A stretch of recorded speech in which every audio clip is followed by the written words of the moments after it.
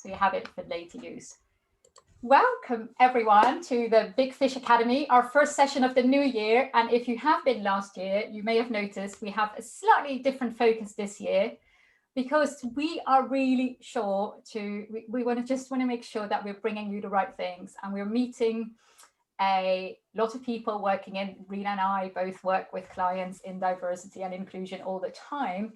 And one of the key things those clients ask us is, okay, we really want to get results. And these people are quite passionate about diversity and inclusion, but they want to know, okay, what are others doing? What can I do that actually works? Can you give me some best practices?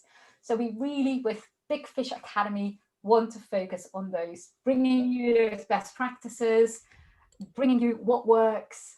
And that's what our entire program is focused on this year. So you can have real results in your role without having to sort of do all the hard legwork of going online, going to conferences, spending ages figuring it all out yourself.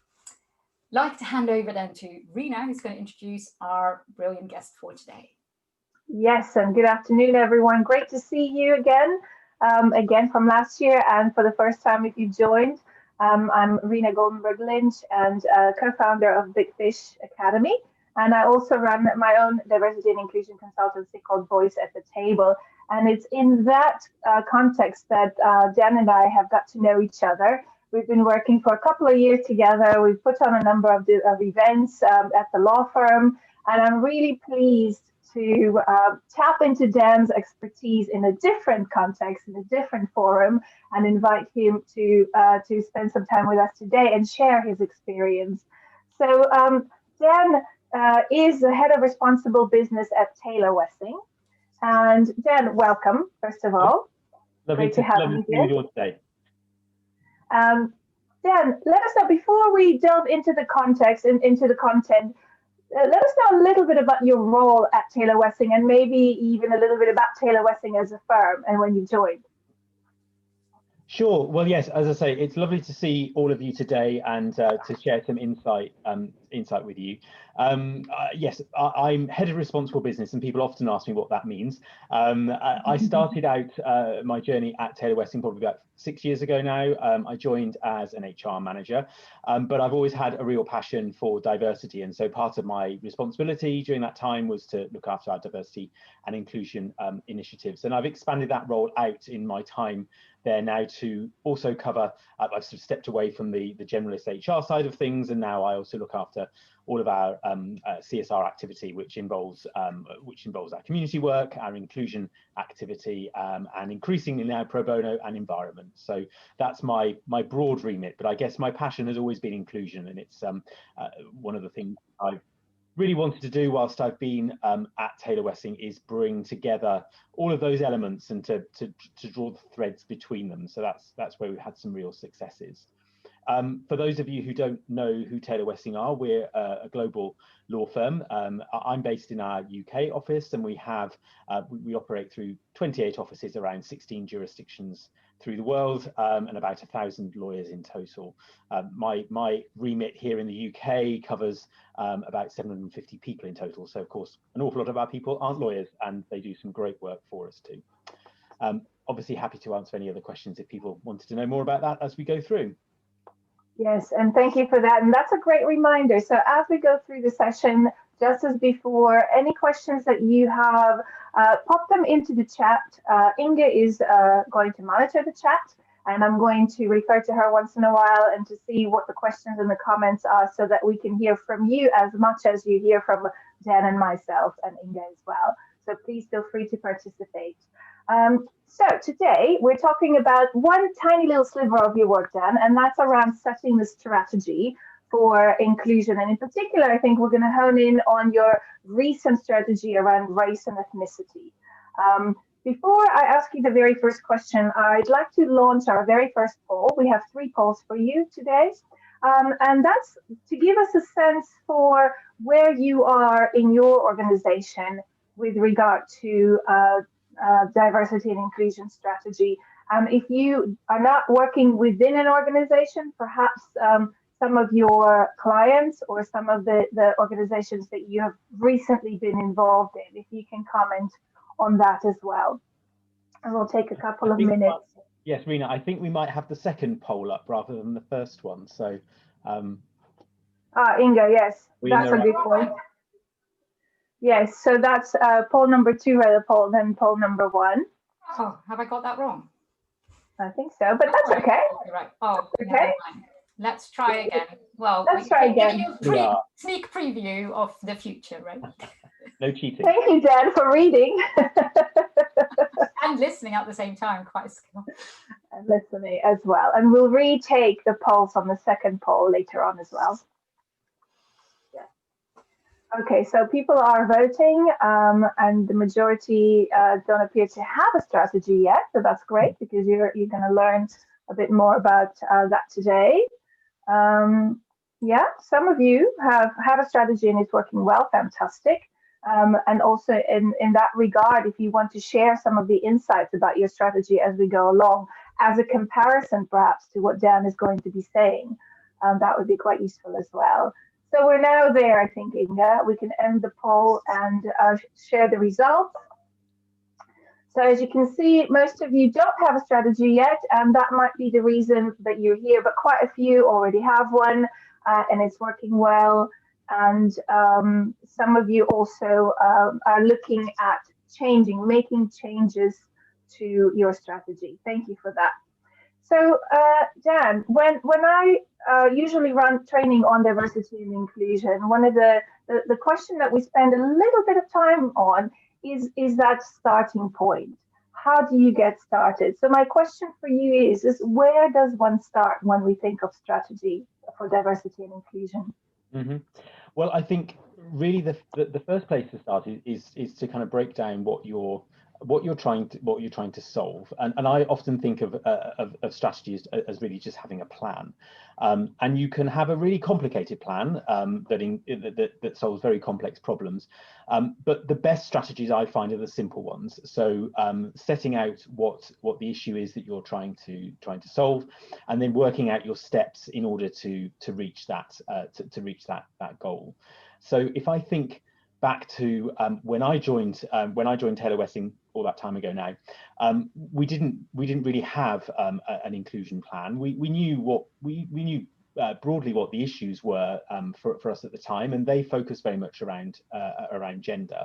And whilst I'm not going to talk too much about what we did in gender, when we came to look at our race and ethnicity strategy, we were able to learn from what we'd done before. So we were able to take those elements that had worked well, and we were also able to learn from those things that maybe hadn't worked so well, and learn from those and learn to change that. But really, it was all about having that simple outcome. Where do you want to get to, and then working out how you get there. So. So if I reflect back to gender, like many law firms, we were looking at our women in partnership, and realised that we didn't have enough women in our partnership, and that was the point that we wanted to change. And there are lots of different levers that you can pull in order to change that. We focused on a number of those, and really had a concerted effort at making changes. All the changes we made were in order to reach that overall goal, and we made sure that we were quite clear on that, and set some measures, set some benchmarks as to what we wanted to achieve, and then track that and monitored it. So when it came to thinking about our race and ethnicity strategy, we first of all did a little bit of digging and looked at our data. So I think that's the number one thing to do when it comes to inclusion. It's finding the data and finding your current position, looking out into your particular market as well, and finding out what your market looks like, and then working out where you want, what you want to change and where you want to get to. Okay, it sounds like we've got a bit of noise in the background there as well, but hopefully you can still hear me okay. So yes, when it came to race and ethnicity, we looked at our population, and we were able to see that as a city law firm, we looked horribly white and middle class, and when it came to race and ethnicity, and so we wanted to understand why that was, and we then needed to think about what we could change in order to increase representation of people from minority ethnic groups within the firm. We looked at a couple of areas and things that we could change. So if you don't have enough people from a particular group within your organization, you can either bring more in, or you can encourage the people that you have within your organization to stay.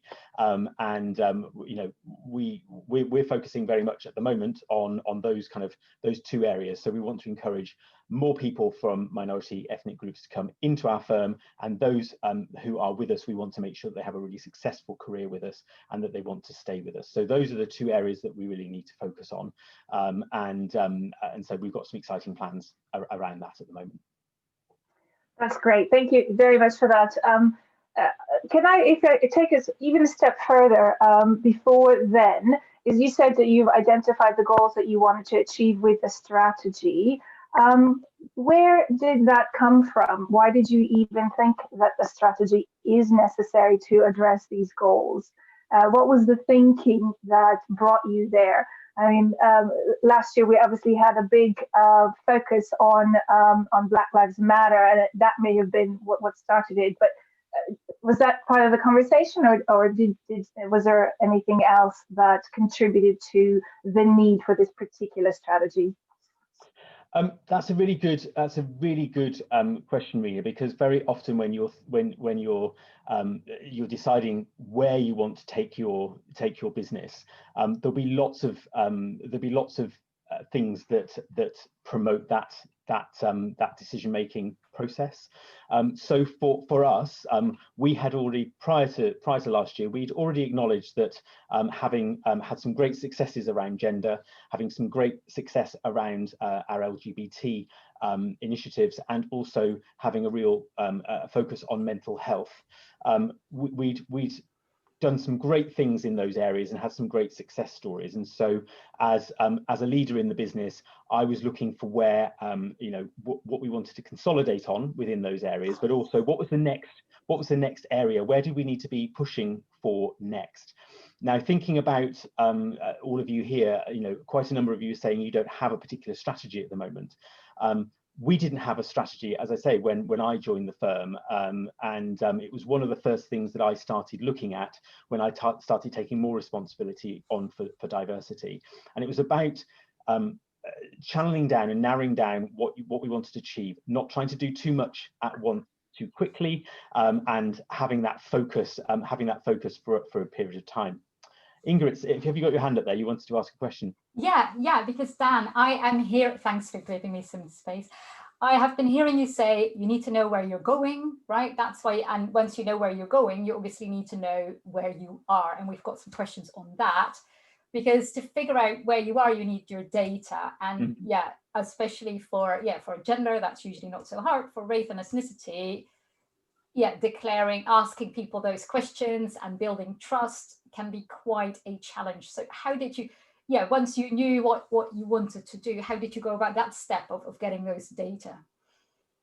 Well, I suppose because we're a fairly large organisation and we're also a regulated organisation, we're required to produce some statistics, and we encourage everyone within the firm to complete some diversity monitoring information, which we collate in an anonymised way, but it allows us to have an understanding of the diversity of our workforce. So that's something that's I've been lucky enough to have that data to hand from day one. I appreciate that not everyone has that information, but you will probably have a fair feel within your organisation for where the pinch points are. You know, is the pinch point around gender? Is the issue around representation of minority ethnic groups? Are you working within an organisation that has really strong LGBT client base, but maybe within your organization you're not reflecting that. There are lots of different areas of diversity. It is by its very nature quite broad, but you will I'm sure understand within your sector or within your organization what the key what is the key issue that that you feel you'd like to change, or what is there an external driver for where you'd like to make change. And if I bring us back to the question you were asking, how did you decide that that's what you wanted to do, and why did what was the impetus for it? It may well be that you have a management team that are constantly asking you to deal with a particular concern. It might be that you have an employee network group within your organization that have come together, or a group. It may not be as structured as a network group, but you might have a group of employees within the firm who are asking you to take some action on a particular issue or area. Or it might be that your client base are really keen for you to be doing things. Now, if you have all three of those coming to you at the same time, and they're all aligned, and they all want you to take some action, then you're in a really strong position as a diversity professional to take all of those areas and start bringing people together in a particular direction. So if I think about us as a law firm, when it came to gender, we certainly had our women within our organisation were very keen that we were, became more gender balanced, and we had better representation of women within the sort of the upper reaches of the firm. We had a sort of a management team that were also firmly behind the idea of gender inclusion.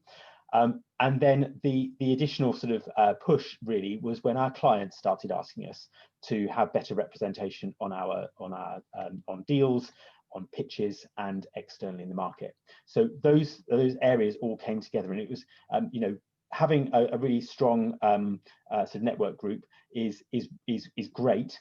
But if you haven't got the other two, it can be difficult. You can be pushing against, you're trying to push things uphill. But if you can get senior champions that are supportive and who will help you, if you've got your clients also asking for it, that's the point at which you can then bring those elements together. And I think in terms of race and ethnicity, we were coming down that path, but just a little bit behind the gender point. So we had an employee group who were keen for us to be doing more, and they were asking us to do more in that space. And then of course we had the events of last year, which really brought into clear focus the need for all of us to be thinking more about racism, about allyship, and about effecting change. I'm not going to suggest that the reason we have our race and ethnicity strategy is because of the events of last year, but it certainly helped to bring forward more people, more champions who were behind what was already the nebulous of an idea, but we maybe hadn't just had that extra push to really bring it into sharp focus. And so it's about taking those opportunities. And when you start having people, new voices coming through who'd never really talked about racism before, but who were willing to, put their neck on the line and actually be very brave and to champion issues, that's the point at which you can get some change to happen. Mm-hmm. So let me just also summarize some of the key points that I heard. Is so it's important to identify what it is that you're trying to achieve, and really pick your one agenda. Don't try to do everything at once. And so as a firm, you started with gender, you progressed to LGBT, and now you're looking at race and ethnicity. So it is truly a progression, and we don't want to do all at once. Identify the one specific area to address. And then the second thing you said is try to work out what you want to achieve with your D&I ambition. And that's something I work a lot on with clients, on identifying what that is and the importance of whatever that goal is, to align it with the business driver, to align it with the business vision and mission. And you've done that as well. You've demonstrated that. So there was a clear drive coming from the clients as well as internally from the employees. Were there any other business alignments, shall we say, that you could introduce to the D&I ambition to make it easier to embrace for the partnership and the leadership team? Yeah, alignment to your firm or your organization strategy is really important, and you know, inclusivity is one of our strategic pillars now. So it does certainly help when you're challenging for budget, or when you're needing to make some tough decisions about where you're going to focus. If you have that as part of your overall strategy, you can certainly, you know, that certainly does help. One sort of tip that I could share, and in my role now, is because I look after all of our community partnerships and engagement, and also our pro bono activity, is that I've been able to pull inclusivity or inclusion into those other areas of activity as well. So for us, when we're looking at who we partner with, in terms of charities and in terms of making decisions around what can be very limited resource, and that's both in terms of cash and in terms of our time, but we're able to say the organizations that we now work with are organizations that also promote inclusivity. So that way, you know, if we're raising money, or we're doing a fundraising piece of activity, we're doing it not only because it's a great thing to do and fundraising is wonderful and it engages our people, but the cause that we're working for is an inclusion piece as well. Yeah, that's great. Yes, and Inga, I could see a few questions coming through, so let's go to the questions. Yeah, first question, how, and I think this might be one for you, Rena, actually, how are the D&I ambition and your D&I strategy different? But I mean, Dan, feel free if you have a view on this. Well, let me say a few words, and maybe you supplement that as well from your perspective, Dan. So for us, the ambition is really the stated goal, is what do we want to achieve with our diversity and inclusion strategy? What is it that it's looking at the benefits of diversity and inclusion and understanding which of those are important to your business so that you can harness them as part of your business strategy or a business mission. And you identify that in the statement. So whatever it is that you describe as your goal, your D&I ambition or your D&I statement is your goalpost. And that is described by way of aligning itself to the business mission or vision. That's how I work on. That's the first thing we would do at putting together strategy.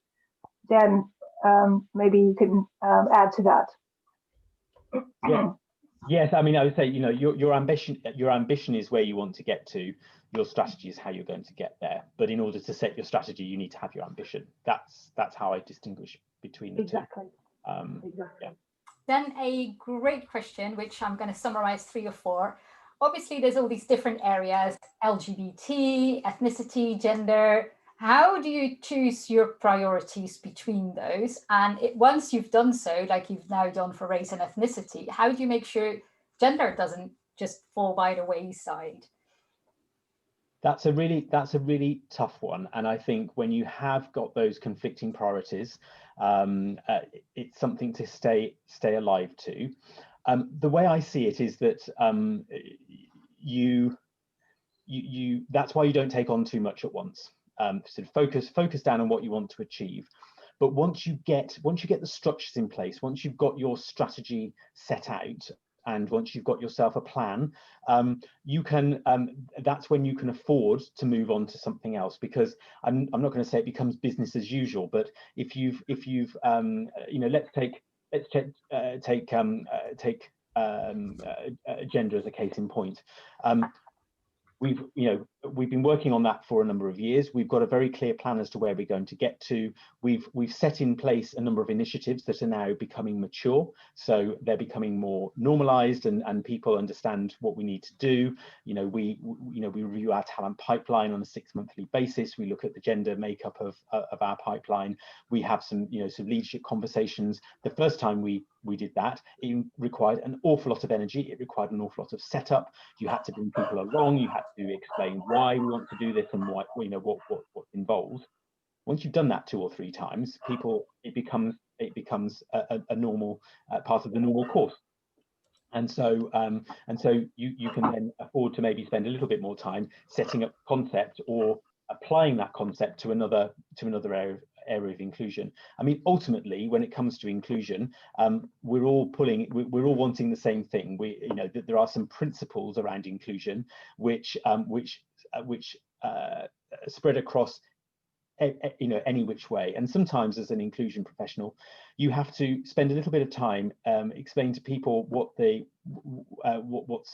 similarities are, rather than focusing on the difference. And you know, that's something I've certainly done in my time as well, is to acknowledge the fact that we all experience the world in a different way, and that our lived experiences will be different, but that perhaps as someone who is from a minority group, be that you're an LGBT individual, whether you're a woman in a man's world, or whether you're someone who's from a minority ethnic group in a very white organization, or the same in terms of social mobility, you will have an understanding of what it's like to be not like everyone else, and bringing that, trying to learn from each other and trying to be allies for each other, I think is such an important thing.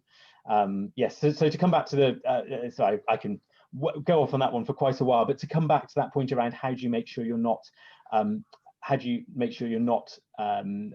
sort of overlooking other people's needs. I think it is that point around maintaining momentum where you can, having that focus for a particular period of time to bring people on the journey and to get them up to speed, and then you can afford to look across at another area. Or you can look for where there are some intersections, and there's a lot of talk about intersectionality in inclusion.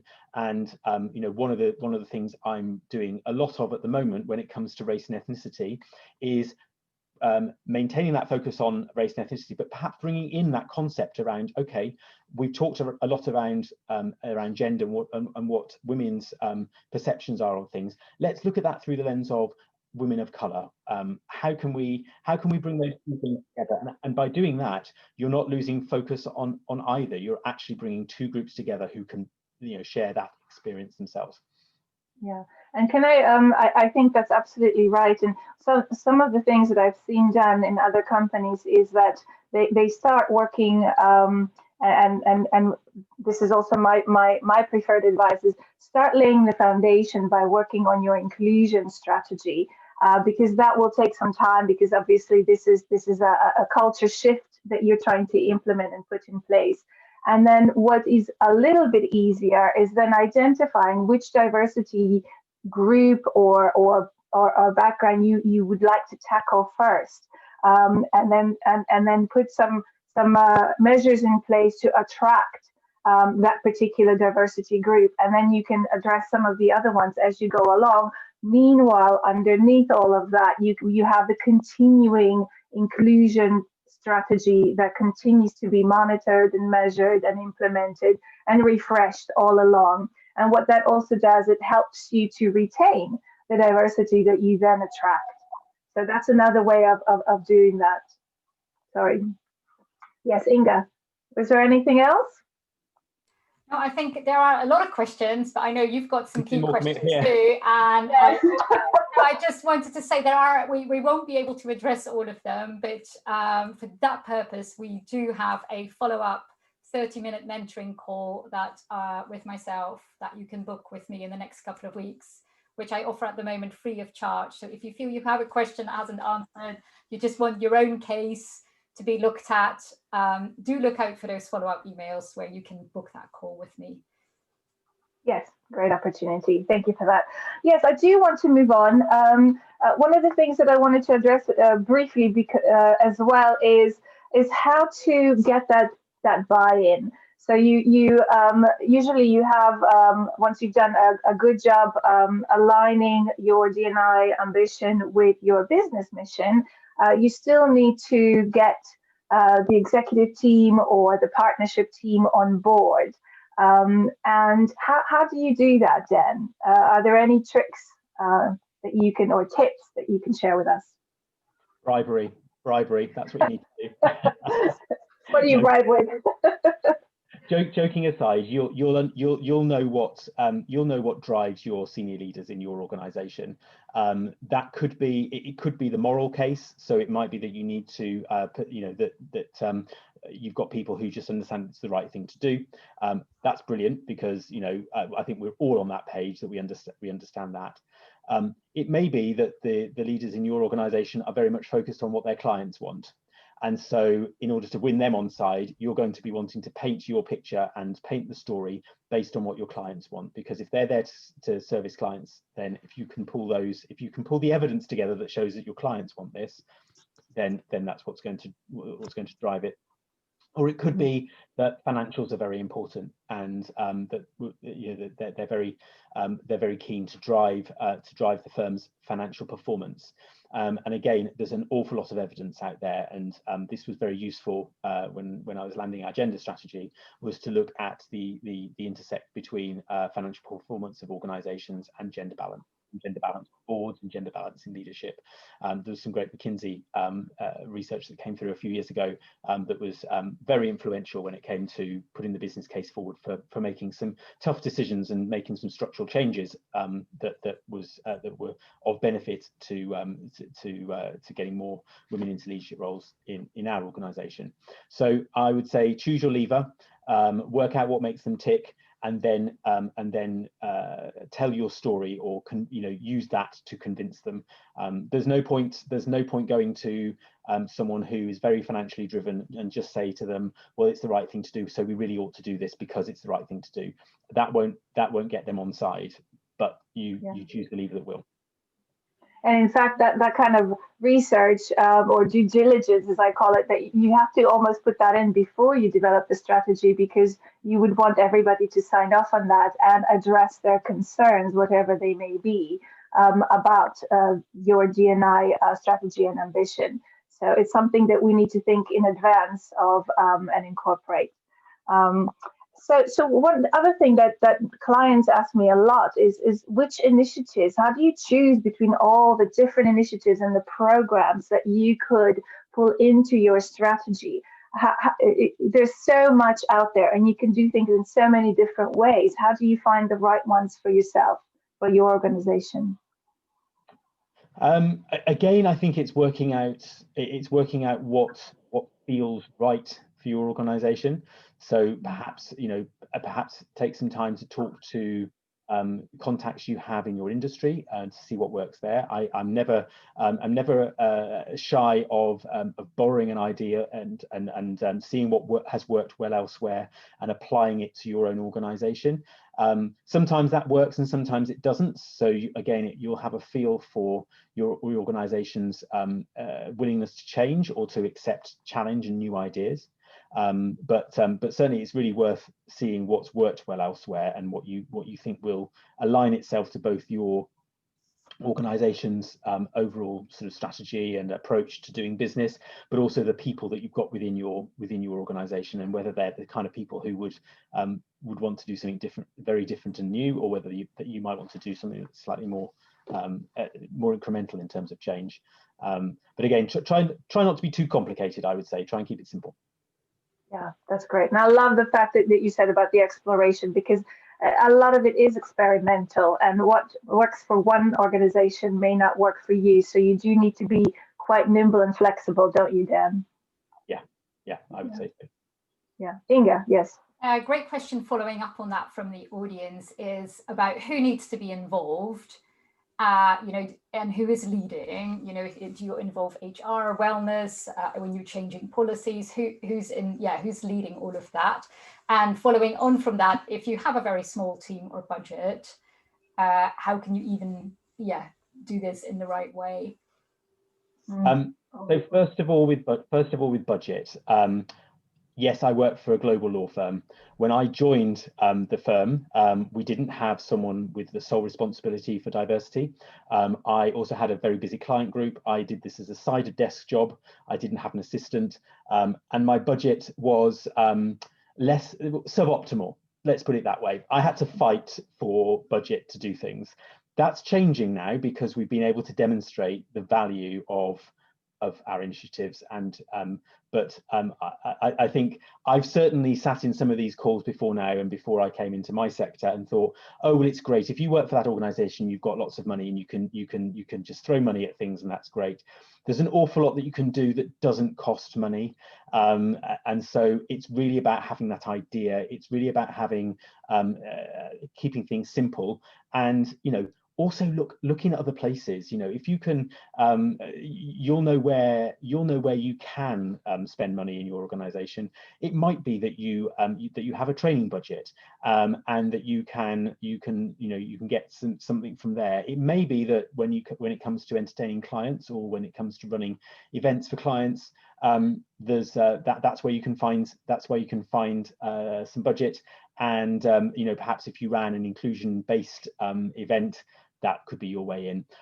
But sometimes the simplest and most effective ideas are the ones that have the most input. Running a mentoring scheme, for example, doesn't cost anything. I mean, it's just a case of putting together a bit of a plan, getting people together, briefing them, and setting them off. That doesn't that doesn't cost thousands of pounds in terms of consultancy fees or or speaker costs. So don't be put off by the thought of needing a budget in order to run things. You can do things on a shoestring. And it's true, there are lots and lots of things that you can do internally without first needing trainers or experts to come in externally. And also keep in mind that a lot of the awareness raising that needs to happen ahead of setting strategy that you need to do internally, you can do this beautifully with your existing talent and existing people who have experienced whatever it is that you're trying to highlight. So lots of things that you can do before you need a budget. We are coming to the end, and I'd love to launch that second poll that we had to try and identify what you think, in your experience, has been the most difficult part about setting strategy. And while we're getting input about that, Dan, if I could ask you to think about something that maybe hasn't worked very well, something that in your experience you wouldn't try again based on how it turned out. Because we all learn, and it's I always say that it's you have to have an affinity to making mistakes, because there will be lots of them, and that's absolutely fine. So that's part of becoming more inclusive and learning that it's okay to make mistakes as long as we learn from them and take it forward. So in that spirit, Dan, is there some lessons perhaps that you might share with us after the poll? So yes, getting started, a lot of people are saying that getting started is quite tricky. Buy-in, unsurprising perhaps, is a challenge for people. Okay, yes, so we've closed the poll now. Successful implementation, absolutely, that is difficult. And I want to say that we do address most, if not all, of these challenges in our training session that we will run in March on setting diversity and inclusion strategy.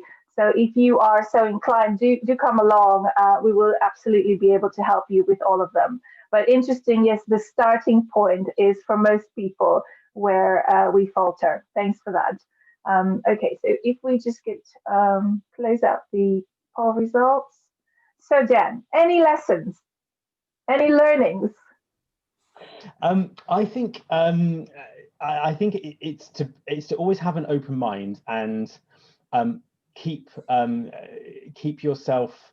Don't be put off if an idea that you have doesn't seem to be flying for some reason. I've at one particular point I take myself back to a board meeting a number of years ago now, and I'd worked alongside a couple of partners on some initiatives that were all around gender, and we had three things that we wanted the board to sign off on.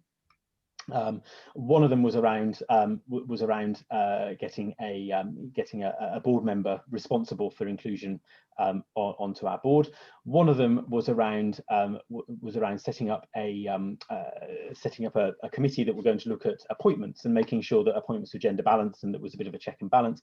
And one of them was around putting in place some measures and some KPIs, I suppose, for want of a better word, around inclusion. And we'd worked on this for a long time. We thought, right, these are the three things that we want to do. We had incredible challenge on one of those areas, and it was the area that we didn't expect. It was the one that we thought was was simplest. It's easy. They'll say yes, and that's fine.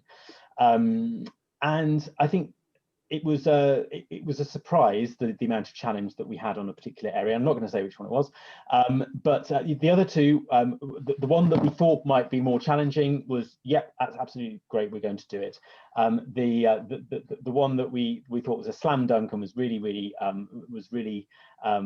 obvious and would be no contest at all was really challenged. And I think it's just do your research and if you are challenged on a particular area and it's not the right direction to go in for the organization at the time, don't be too disheartened if you have to sort of change your plan and you just need to come back to it. All three of those things are now in place and are now we now work all the time. Sometimes it can be just about choosing your timing, or it can be a case of just coming back with a bit more information, or providing, making sure it lands at the right time. So hopefully that's a useful absolutely. Yeah, I think it's a great point to remember that no doesn't mean no. It just means not now or not this way. And come at it again from a different perspective, or try to understand why it's a no at the moment. So thank you for that. That's an excellent lesson. Inge, any other closing questions? Yeah, no one to wrap up. So if you have any more questions, thank you all for coming. Thank you, Dan. Thank you, Rina. I had such really good insights, but I know there are a lot more questions to come, and don't leave yet, because we have some follow-ups to offer you, some with great value in there. One is there'll be a follow-up mail with the recording and also a link to my calendar. So if you are interested in setting up a half-hour mentoring call, just where you feel just to think through your own thoughts on this, let me know where you are so I can help you on those specific points. Do take advantage of that, because they are free, and you just book them in my diary, half an hour, talk through how it works for you. So that's an offer. In addition, you will get, and what I need to tell, some of these mails seem to end up in junk and spam. So if you don't get the follow-up mail and you don't get the recording, you need to go and check in your spam. So please sort of somehow whitelist us, or whitelist our domain name, or whatever it is that works in your mail system, because we seem to not get through to everyone with our mails, and we have this new system, so it's all learning at the moment.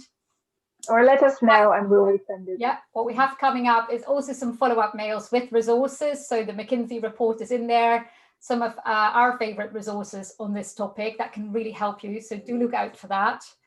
And then next month, 25th of February, we have Chuck Stevens here, Head of Diversity, Inclusion and Belonging at Booking.com. And he will talk about the exact same topic, but from his perspective, in his firm, his situation, different industry. So I think that should also be super, super valuable. So I hope to see some of you there as well. Thank you all for coming.